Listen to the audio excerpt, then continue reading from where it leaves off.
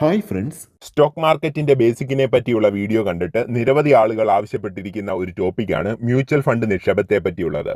അതുകൊണ്ട് ഈ വീഡിയോയിൽ നമ്മൾ മ്യൂച്വൽ ഫണ്ടിനെ പറ്റിയുള്ള A to Z കാര്യങ്ങൾ മനസ്സിലാക്കുന്നതാണ്. അതുപോലെ ഈ 2026 പോലും പലർക്കും SIP ഇൻവെസ്റ്റ്മെന്റ് എന്താണ്, ലെംസം ഇൻവെസ്റ്റ്മെന്റ് എന്താണ്, അതുപോലെ ഒരു ഡിമാറ്റ് അക്കൗണ്ട് ഉപയോഗിച്ച് എങ്ങനെ മ്യൂച്വൽ ഫണ്ടിൽ ഇൻവെസ്റ്റ് ചെയ്യാമെന്ന് അറിയില്ല.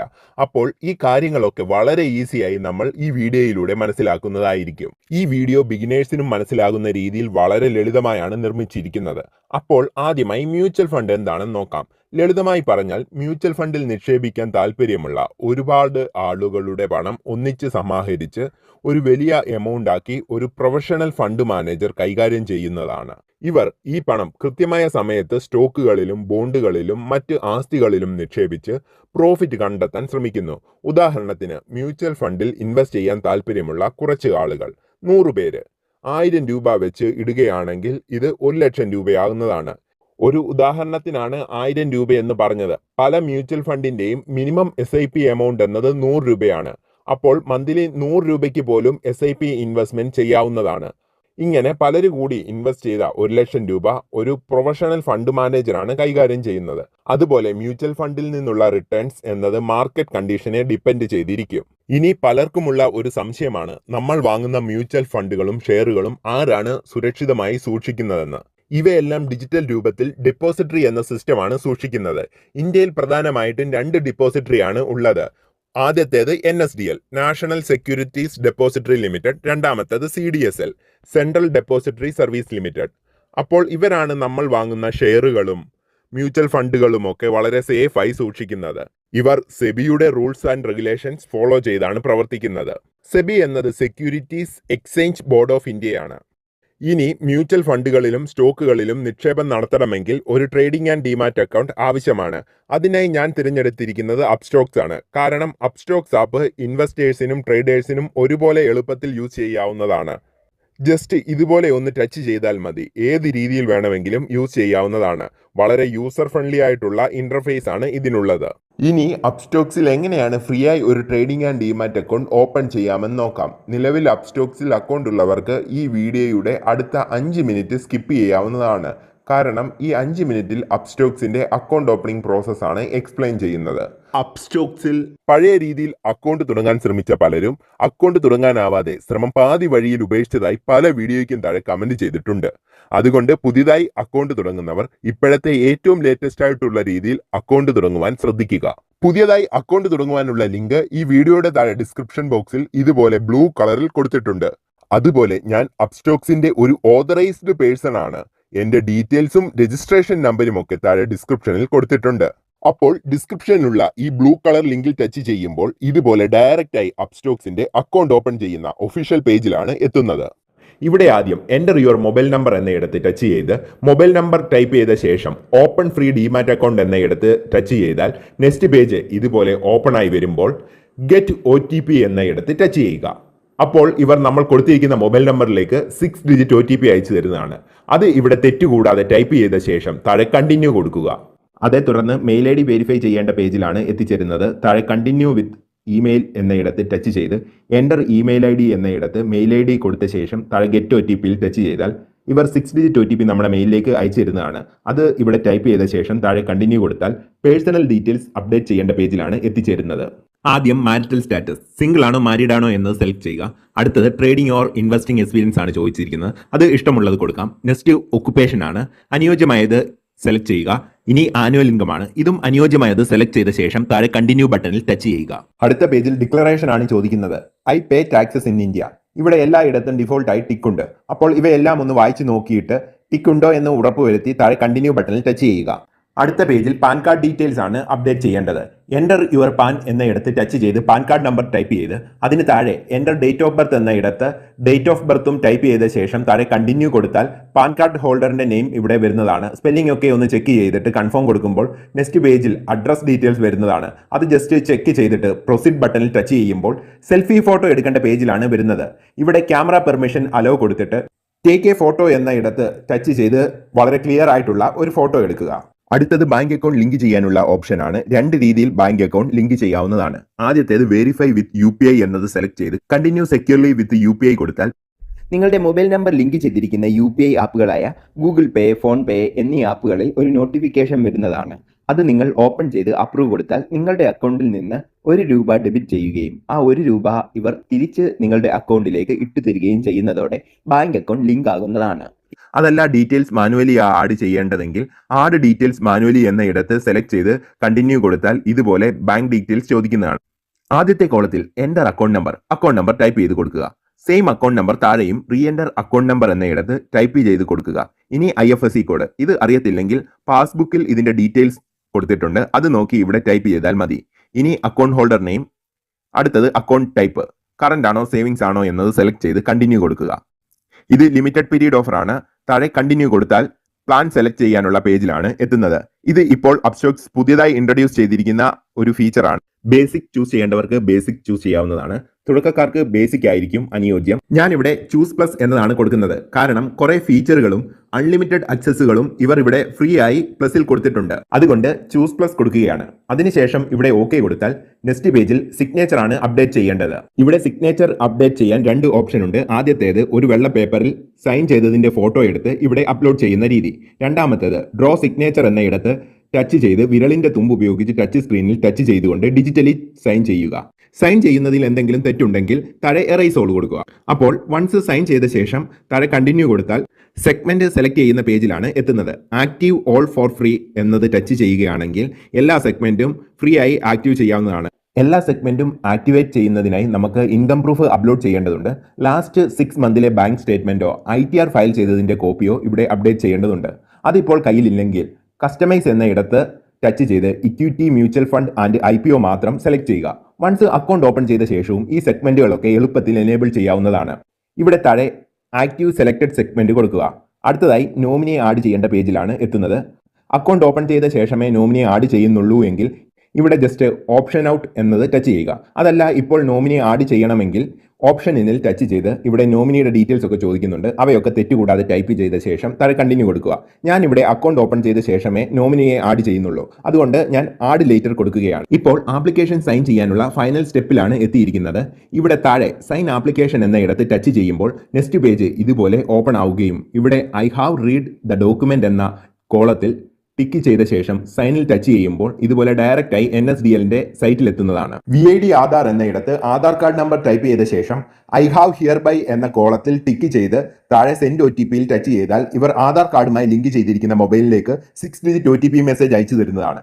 അത് ഇവിടെ ടൈപ്പ് ചെയ്ത ശേഷം വെരിഫൈ OTPയിൽ ക്ലിക്ക് ചെയ്താൽ account opening process totally complete ആവുന്നതാണ്. 3-4 ദിവസത്തിനുള്ളിൽ അപ്സ്റ്റോക്സ് അക്കൗണ്ട് ക്രിയേറ്റ് ആയിട്ടുണ്ട് എന്ന മെസ്സേജ് അയച്ചു തരുന്നതാണ്.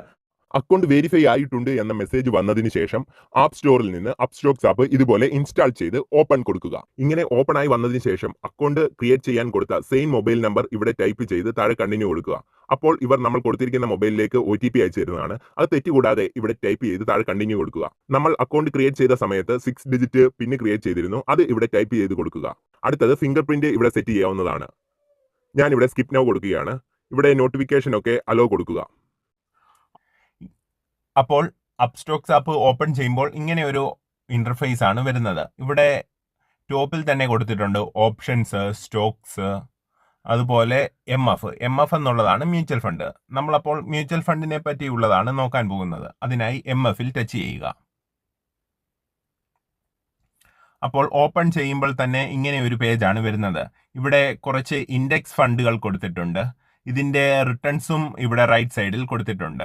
അതിന് അടുത്തതായിട്ട് കിടക്കുന്നത് ലാർജ് ക്യാപ് മ്യൂച്വൽ ഫണ്ടുകളാണ്. അതിന്റെയും CAGR ഇവിടെ നമുക്ക് കാണാൻ സാധിക്കുന്നുണ്ട് റൈറ്റ് സൈഡിൽ. ഇത് 3 ഇയർ CAGR ആണ്. CAGR എന്നത് കോമ്പൗണ്ടഡ് ആനുവൽ ഗ്രോത്ത് റിട്ടേൺ ആണ്. കോമ്പൗണ്ടഡ് ആനുവൽ ഗ്രോത്ത് റിട്ടേൺ എന്നാൽ നിങ്ങൾ നിക്ഷേപം നടത്തുന്ന ഓരോ വർഷവും ശരാശരി എത്ര ശതമാനം വളരുന്നു എന്ന് കണക്കാക്കുന്ന രീതിയാണിത്. അടുത്തത് മിഡ് ക്യാപ്പ് ആണ്. അപ്പോൾ ഇവിടെയും 3 ഇയർ CAGR കൊടുത്തിട്ടുണ്ട്. Invesco India mid cap fund എന്നതിന്റെ റിട്ടേൺ എന്നത് 27.11% ആണ് ഇവിടെ നിലവിൽ കൊടുത്തിരിക്കുന്നത്. ഇത് 3 ഇയർ CAGR ആണ്. അതിനുശേഷം സ്മോൾ ക്യാപ്പിന്റെയും റിട്ടേൺസ് ഇവിടെ കൊടുത്തിട്ടുണ്ട് 3 ഇയർ CAGR. ഈ CAGR എന്ന ഉള്ളിടത്ത് ടച്ച് ചെയ്യുകയാണെങ്കിൽ 5 ഇയർ CAGR കിട്ടും, 1 ഇയർ CAGR കിട്ടും. അടുത്തതായിട്ട് നമുക്ക് ഏതെങ്കിലും ഒരു ഫണ്ടിൽ എങ്ങനെയാണ് ഇൻവെസ്റ്റ് ചെയ്യുന്നതെന്ന് നോക്കാം.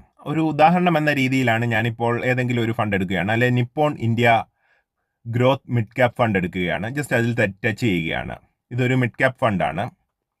അപ്പോൾ ഇതിൻ്റെ ഡീറ്റെയിൽസ് ഒക്കെ ഇവിടെ കൊടുത്തിട്ടുണ്ട്. അതുപോലെ ഈ ഫണ്ടിൻ്റെ റിട്ടേണും ഇവിടെ കൊടുത്തിട്ടുണ്ട്. ഇതൊക്കെ ജസ്റ്റ് ഒന്ന് നോക്കി മനസ്സിലാക്കുന്നത് നല്ലതായിരിക്കും. അതിനുശേഷം ഇങ്ങനെ ജസ്റ്റ് താഴോട്ട് വന്നു കഴിഞ്ഞാൽ ഇതിനകത്ത് ഇൻവെസ്റ്റ് ചെയ്യേണ്ട മിനിമം SIP എമൗണ്ട് എന്നത് 100 രൂപയാണ്. NAV കൊടുത്തിട്ടുണ്ട് 4897.81. NAV എന്നത് നെറ്റ് അസറ്റ് വാല്യൂ ആണ്. ഒരു മ്യൂച്വൽ ഫണ്ട് സ്കീമിന്റെ ഒരു യൂണിറ്റിന്റെ വിലയാണിത്. നമ്മൾ ഷെയർ വാങ്ങുന്ന പോലെ മ്യൂച്വൽ ഫണ്ടിൽ പണം നിക്ഷേപിക്കുമ്പോൾ നമുക്ക് ലഭിക്കുന്ന യൂണിറ്റുകളുടെ വിലയാണ് NAV. ഉദാഹരണത്തിന് നമ്മളിപ്പോൾ 1000 രൂപയാണ് നിക്ഷേപിക്കുന്നത് ഒരു ഫണ്ടിൽ. ആ ഫണ്ടിന്റെ NAV എന്നത് 10 രൂപയാണെങ്കിൽ നമുക്ക് 100 യൂണിറ്റുകൾ ലഭിക്കുന്നതാണ്. ഇവിടെ നമുക്ക് ഒരു യൂണിറ്റ് ലഭിക്കണമെങ്കിൽ 4897 രൂപയ്ക്ക് മുകളിൽ ഇൻവെസ്റ്റ് ചെയ്തെങ്കിലേ നമുക്ക് ആ ഒരു യൂണിറ്റ് കിട്ടൂ. 100 രൂപ ഇൻവെസ്റ്റ് ചെയ്യുകയാണെങ്കിൽ നമുക്ക് ചിലപ്പോൾ കിട്ടുന്ന യൂണിറ്റ് എന്നത് 0.02 അങ്ങനെ ഒരു ഡിജിറ്റ് ആയിരിക്കും കിട്ടുന്നത്.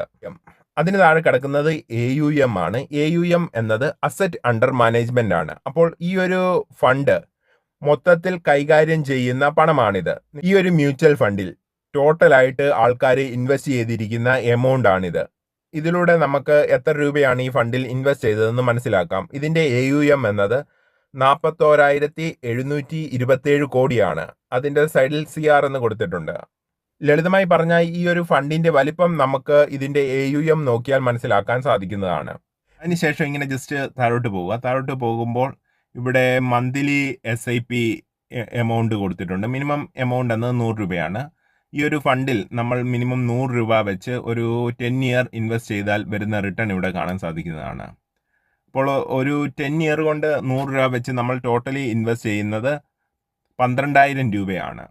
മന്ത്ലി 100 രൂപ വെച്ച് നമ്മൾ മുടങ്ങാതെ ഈ ഒരു ഫണ്ടിൽ ഇൻവെസ്റ്റ് ചെയ്യുകയാണെങ്കിൽ ടോട്ടലി നമ്മൾ ഇൻവെസ്റ്റ് ചെയ്യുന്നത് 12,000 രൂപയാണ്. ഈ ഒരു ഫണ്ടിൽ അങ്ങനെ ഇൻവെസ്റ്റ് ചെയ്യുമ്പോൾ നമുക്ക് കിട്ടുന്ന റിട്ടേൺ ആണ് ഇവിടെ കാണിച്ചിരിക്കുന്നത്. 10 ഇയർ കൊണ്ട് ഏകദേശം 216% റിട്ടേൺ നമുക്ക് ലഭിച്ചിട്ടുണ്ട്. എന്നാൽ ആ ഒരു രീതിയിൽ തന്നെ നമ്മൾ ഗോൾഡിൽ ഇൻവെസ്റ്റ് ചെയ്യുകയാണെങ്കിൽ അവിടെ നമുക്ക് 12,000 രൂപ ഇൻവെസ്റ്റ് ചെയ്തിട്ട് 75%, FDയിൽ നമ്മൾ ഇൻവെസ്റ്റ് ചെയ്യുകയാണെങ്കിൽ 45%മാണ് ജനറേറ്റ് ആകുന്നത്. അതുപോലെ വൺ ടൈം ഇൻവെസ്റ്റ്മെൻറ്റും ഇവിടെ കൊടുത്തിട്ടുണ്ട്. ജസ്റ്റ് ഇതൊരു റിട്ടേൺ കാൽക്കുലേറ്റർ ആണ്. ഇവിടെ അതിൻ്റെ ഡീറ്റെയിൽസ് ഒക്കെ കൊടുത്തിട്ടുണ്ട്. അപ്പോൾ വൺ ടൈം ഇൻവെസ്റ്റ്മെൻറ്റായി നമ്മൾ ജസ്റ്റ് ഒരു 10,000 രൂപ ഈ ഒരു ഫണ്ടിൽ ഒരു 10 വർഷം മുൻപ് ഇൻവെസ്റ്റ് ചെയ്യുകയാണെങ്കിൽ വരുന്ന റിട്ടേൺ നമുക്ക് ജസ്റ്റ് ഒന്ന് ചെക്ക് ചെയ്ത് നോക്കാം. ആദ്യം 5 വർഷത്തെ നോക്കാം. അപ്പോൾ 5 വർഷം മുൻപ് നമ്മൾ ഈ ഒരു ഫണ്ടിൽ 10,000 രൂപ ഇൻവെസ്റ്റ് ചെയ്യുകയാണെങ്കിൽ ഇതിൻ്റെ ഇപ്പോഴത്തെ വാല്യൂ എന്നത് 27,474 രൂപയാണ്. 175% ഇത് ഗ്രോ ആയിട്ടുണ്ട്. അതുപോലെ ഗോൾഡിൽ ഇൻവെസ്റ്റ് ചെയ്യുകയാണെങ്കിൽ അത് 19,100 രൂപയാവുന്നുണ്ട്. 91% ഗ്രോ ആയിട്ടുണ്ട്. അതുപോലെ FDയിലാണെങ്കിൽ ഈ ഒരു എമൗണ്ട് 10,000 എന്നത് 14,025 രൂപയായിട്ട് ഗ്രോ ആവുന്നതാണ്. 40% അത് ഗ്രോ ആയിട്ടുണ്ട്. അതുപോലെ 10 ഇയർ റിട്ടേണും ജസ്റ്റ് ഒന്ന് കമ്പയർ ചെയ്യുന്നത് നല്ലതായിരിക്കും. അപ്പോൾ 10 ഇയർ റിട്ടേൺ എന്ന് പറയുന്നത് 512% ആണ് ഈ ഒരു ഫണ്ട് വന്നിരിക്കുന്ന റിട്ടേൺ. 61,161 രൂപയായിട്ടുണ്ട് ഈ ഒരു ഫണ്ടിൽ നിക്ഷേപിച്ചപ്പോൾ. അതുപോലെ ഗോൾഡിൽ 10 വർഷം മുൻപ് നിക്ഷേപിച്ചത് ഇപ്പോൾ 26,684 രൂപയായി ഗ്രോ ചെയ്തിട്ടുണ്ട്. 167% അതും ഗ്രോ ആയിട്ടുണ്ട്. അതുപോലെ FDയിലാണെങ്കിൽ ഇത് 19,671 രൂപ ആയിട്ട് ഗ്രോ ആയിട്ടുണ്ട്. അതിൻ്റെ റിട്ടേൺ എന്നത് 96.71% ആണ്. അപ്പോൾ ഇതിൻ്റെ ഡീറ്റെയിൽസ് ഒക്കെ നിങ്ങൾ വായിച്ച് നോക്കേണ്ടതാണ്. സ്കീം റിലേറ്റഡ് ഡോക്യുമെൻറ്റ്സ് ഒക്കെ വായിച്ച് നോക്കേണ്ടതാണ്. അതിനുശേഷം ഇത് 2 രീതിയിൽ ഇതിനകത്ത് ഇൻവെസ്റ്റ് ചെയ്യാം നമുക്ക്. ഒന്ന് ലംസമായിട്ട്, അതായത് ബൾക്കായിട്ട് ഒരു എമൗണ്ട് ഒറ്റ തവണയായിട്ട് നമുക്ക് ഇൻവെസ്റ്റ് ചെയ്യാം. വൺ ടൈമിൽ ഇൻവെസ്റ്റ് ചെയ്യാം. ഇപ്പോൾ നമ്മുടെ കയ്യിൽ എത്ര രൂപയാണ്, 500 രൂപയാണോ 1000 രൂപയാണോ എത്ര രൂപയാണ് നമ്മുടെ കയ്യിലുള്ളത് അത് ഇൻവെസ്റ്റ് ചെയ്യാം. ഇതിനകത്ത് മിനിമം ഇൻവെസ്റ്റ്മെൻറ്റ് പറഞ്ഞിരിക്കുന്നത് 100 രൂപയാണ്. അപ്പോൾ 100 രൂപ വേണമെങ്കിലും ഇതിനകത്ത് ഇൻവെസ്റ്റ് ചെയ്യാം. 100 രൂപ ഇൻവെസ്റ്റ് ചെയ്തതിന് ശേഷം ഇതിനകത്ത് ഏതാണ് യൂസ് ചെയ്യുന്നത് അത് ടച്ച് ചെയ്തുകൊണ്ട് നമുക്ക് പേയ്മെൻറ്റ് നടത്താവുന്നതാണ്. ഇപ്പോൾ നമ്മൾ വൺ ടൈം ഇൻവെസ്റ്റ്മെന്റ് ആണ് കണ്ടത്. അടുത്തത് SIP ആണ്. SIP എന്നത് സിസ്റ്റമാറ്റിക് ഇൻവെസ്റ്റ്മെന്റ് പ്ലാൻ ആണ്. അതിനായി SIPയിൽ ജസ്റ്റ് ടച്ച് ചെയ്യുക. SIPയുടെ മിനിമം എമൗണ്ട് 100 രൂപയാണ്. ഉദാഹരണത്തിന് മന്ത്ലി 100 രൂപ വെച്ചാണ് ഈ ഒരു മ്യൂച്വൽ ഫണ്ടിൽ ഇൻവെസ്റ്റ് ചെയ്യുന്നതെങ്കിൽ ജസ്റ്റ് ഇവിടെ 100 രൂപ ടൈപ്പ് ചെയ്ത് കൊടുക്കുക. അതുപോലെ ഫസ്റ്റ് ഇൻസ്റ്റാൾമെന്റ് അത് ടുഡേ ആണ് കിടക്കുന്നത്. അതിനുശേഷം മന്തിന്റെ ഏത് സമയത്താണ് നമ്മൾ ഇത് പേ ചെയ്യാൻ ഉദ്ദേശിക്കുന്നത് അതിനായി ഇവിടെ ഡേറ്റിൽ ജസ്റ്റ് ടച്ച് ചെയ്താൽ മതി. അതിനുശേഷം എല്ലാ മന്തും 1-ാം തീയതിയാണോ അല്ലെങ്കിൽ 2-ാം തീയതിയാണോ സാലറി ഒക്കെ വരുന്നവരെ സംബന്ധിച്ച് മന്തിൻ്റെ ഫസ്റ്റ് വീക്കിൽ തന്നെ കൊടുക്കുന്നതായിരിക്കും അനുയോജ്യം. അപ്പോൾ പലർക്കും ചിലർക്ക് മന്തിൻ്റെ ലാസ്റ്റിലായിരിക്കും സാലറി വരുന്നത്. അതനുസരിച്ച് ഡേറ്റ് അഡ്ജസ്റ്റ് ചെയ്ത് കൊടുക്കാവുന്നതാണ്. അപ്പോൾ ഞാൻ ജസ്റ്റ് റാൻഡമായിട്ട് ഇവിടെ 7 കൊടുക്കുന്നത്, 7-ാം തീയതിയാണ്. അപ്പോൾ എല്ലാ മന്തിൻ്റെയും 7-ാം തീയതി ഈ ഒരു ഓർഡർ വരുന്നതാണ്. അത് നമ്മൾ പേ ചെയ്ത് കൊടുക്കേണ്ടതാണ്. അടുത്തത് ഇവിടെ കിടക്കുന്നത് setup SIP, auto increase SIP to boost return. അതെന്താണെന്ന് അറിയാനായി ഇവിടെ ജസ്റ്റ് ആഡിൽ ടച്ച് ചെയ്യുക. ഇത് ഈ പറയുന്ന കാര്യം എന്നത് വളരെ സിമ്പിളായിട്ടുള്ളൊരു കാര്യമാണ്. നമ്മുടെ SIP എമൗണ്ട് എല്ലാ വർഷവും 10% നിലവിൽ ഇൻവെസ്റ്റ് ചെയ്യുന്നതിൻ്റെ 10% ഇൻക്രീസ് ചെയ്യണമെന്നുണ്ടെങ്കിൽ ഇവിടെ ഈ 10% എന്നുള്ളത് സെലക്ട് ചെയ്ത് ഈ 1 ഇയർ ആക്കി കൊടുക്കുക. ചിലപ്പോൾ 1 ഇയറിന് ശേഷം 10% ഇൻക്രിമെന്റ് വരും. അപ്പോൾ അതനുസരിച്ച് ഇവിടെ നമുക്ക് 10% നമ്മുടെ SIP എമൗണ്ടും വർദ്ധിപ്പിക്കാൻ സാധിക്കുന്നതാണ്. ഇവിടെ നമുക്ക് 2 രീതിയിൽ SIP എമൗണ്ട് ഇൻക്രീസ് ചെയ്യാവുന്നതാണ്. ഒന്നാമത്തേത് പെർസെൻറ്റേജ് വൈസ് ആണ്, രണ്ടാമത്തേത് എമൗണ്ട് വൈസ് ആണ്. പക്ഷേ ഇൻക്രീസ് ചെയ്യുമ്പോൾ ഒരു കാര്യം ശ്രദ്ധിക്കണം, മിനിമം എമൗണ്ട് എന്നത് ഈ ഫണ്ടിന്റെ 100 രൂപയാണ്. അതനുസരിച്ച് മാത്രമേ അത് സെറ്റ് ചെയ്യാൻ സാധിക്കുകയുള്ളൂ. അപ്പോൾ ഇങ്ങനെ കൊടുത്തതിന് ശേഷം കണ്ടിന്യൂ കൊടുക്കുകയാണെങ്കിൽ ഇവിടെ ഓർഡർ പ്ലേസ് ആകുന്നതാണ്. ഈ ഒരു രീതിയിൽ ഇതിന്റെ പേയ്മെന്റും ചെയ്യാവുന്നതാണ്. അതിനുശേഷം നമ്മൾ കൊടുത്തിരിക്കുന്ന SIP ഡേറ്റിൽ ഇതുപോലെ ഓർഡർ ക്രിയേറ്റ് ആയി വരുന്നതാണ്. അപ്പോൾ ഈ ഒരു രീതിയിൽ കൊടുക്കുകയാണെങ്കിൽ നമുക്ക് ഓർഡർ പ്ലേസ് ആവുന്നതാണ്. അതുപോലെ ഇതിനകത്ത് നമ്മുടെ ബാങ്കിൽ നിന്ന് 100 രൂപ ഓട്ടോമാറ്റിക്കലി നമ്മൾ കൊടുത്തിരിക്കുന്ന ഡേറ്റിൽ ഡിഡക്റ്റ് ആവുന്ന രീതിയിലും ഇതിനകത്ത് സെറ്റ് ചെയ്യാൻ സാധിക്കുന്നതാണ്. ഇവിടെ ഞാൻ ബാക്കി കൊടുക്കുകയാണ്. അപ്പോൾ ഈ ഒരു രീതിയിലാണ് മ്യൂച്വൽ ഫണ്ടിൽ ഇൻവെസ്റ്റ് ചെയ്യുന്നത്. വൺസ് നമ്മുടെ ഇൻവെസ്റ്റ്മെന്റ് കംപ്ലീറ്റ് ആയിട്ടുണ്ടെങ്കിൽ ഇവിടെ പൊസിഷനിൽ വന്ന നമ്മുടെ മ്യൂച്വൽ ഫണ്ട് കാണിക്കുന്നതാണ്. ഇവിടെ ഇൻവെസ്റ്റഡ് മ്യൂച്വൽ ഫണ്ടും അതിൻ്റെ വാല്യൂവും ഇൻവെസ്റ്റഡ് എമൗണ്ടും കറന്റ് വാല്യൂവും കാണിക്കുന്നതാണ്. അതുപോലെ സ്റ്റോക്കുകളും നമ്മൾ ഇൻവെസ്റ്റ് ചെയ്തിട്ടുണ്ടെങ്കിൽ അത് ഇവിടെ കാണിക്കുന്നതാണ്. അപ്പോൾ ഇത്രയും കാര്യങ്ങളൊക്കെയാണ് ഈ വീഡിയോയിൽ ഉൾപ്പെടുത്തിയിട്ടുള്ളത്. അതുപോലെ നിങ്ങൾക്ക് മ്യൂച്വൽ ഫണ്ടിനെ പറ്റി എന്തെങ്കിലും സംശയമുണ്ടെങ്കിൽ ദയവായി ഈ വീഡിയോയ്ക്ക് താഴെ കമന്റ് ചെയ്യുക. Mutual fund investments are subject to market risk. Read all scheme related documents carefully before investing.